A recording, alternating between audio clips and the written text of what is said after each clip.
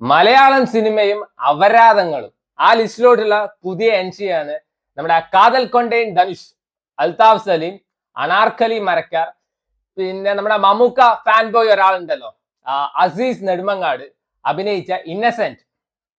Saina പ്ലേയിലാണ് stream ചെയ്യുന്നത്. അപരാധം, A class അപരാധം. സോ ഈ സിനിമ കോമഡിയാണ് അവർ ഉദ്ദേശിച്ചിരിക്കുന്നത്. ചളി ചളി, എക്സ്ട്രീം ലെവൽ ചളി.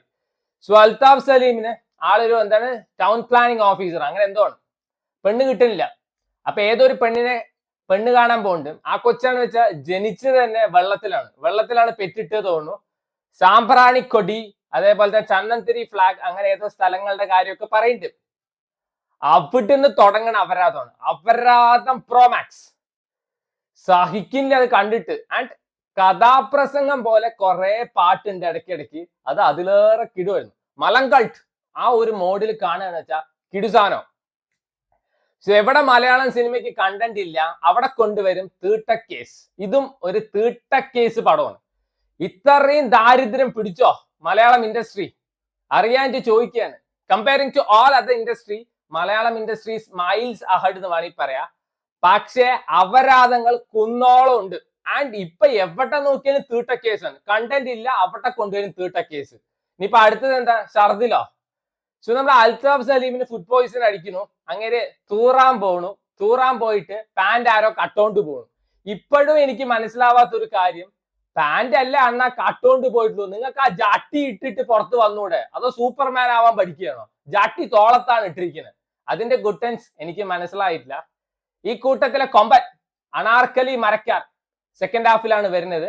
എന്തിനോ വേണ്ടി തിളയ്ക്കുന്ന ഒരു സാമ്പാർ. യൂഷ്വലി ആ കൊച്ചിന്റെ പടങ്ങളൊക്കെ നൈസ് സാധനങ്ങളായിരിക്കും. ഇപ്പൊ എവിടെ അപരാധം ഉണ്ടോ അവിടെ ആ കൊച്ചു കയറി ചാടും. അജാതി ഒരു സാധനമാണ്.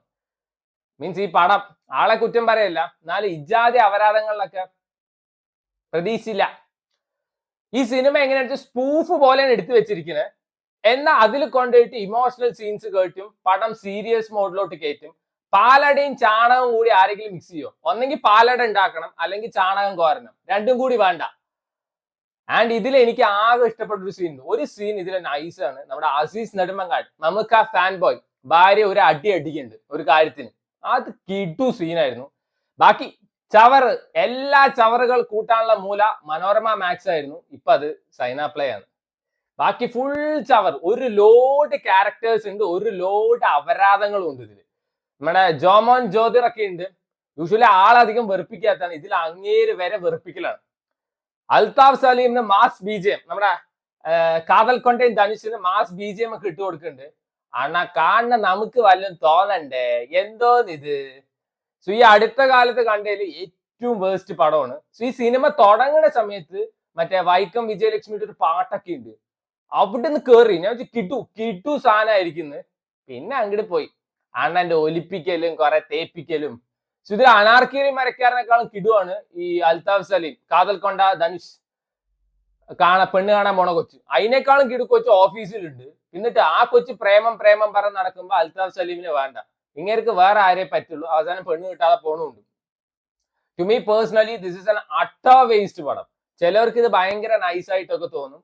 മറ്റേ സൈജു കുറുപ്പിന്റെ ഒരു പടം ഉണ്ടായിരുന്നു, ജനമൈത്രി പറഞ്ഞിട്ട്. അതും ഇതേപോലെ തീട്ട കേസ് പരിപാടി തന്നെയാണ്. പക്ഷെ അതിന്റെ പാരലായിട്ട് കുറെ ഇൻസിഡൻസ് നടക്കുന്നുണ്ട്. മറ്റേ വീട്ടിൽ കക്കാൻ കയറുന്നുണ്ട്. അങ്ങനെയൊക്കെ ആയിട്ട് നല്ല രസത്തിൽ പ്രസന്റ് ചെയ്തിട്ടുണ്ടായിരുന്നു. ഇതിൽ എന്തൊക്കെ അപരാധം, അതിന്റെ ഇടയിൽ പൊളിറ്റിക്സ്, അതിന്റെ ഇടയിൽ നാട് നന്നാക്കല്, KSRTCക്ക് കല്ലെറിയല്, പീക്ക് അപരാധം എന്നൊക്കെ വേണമെങ്കിൽ പറയാം.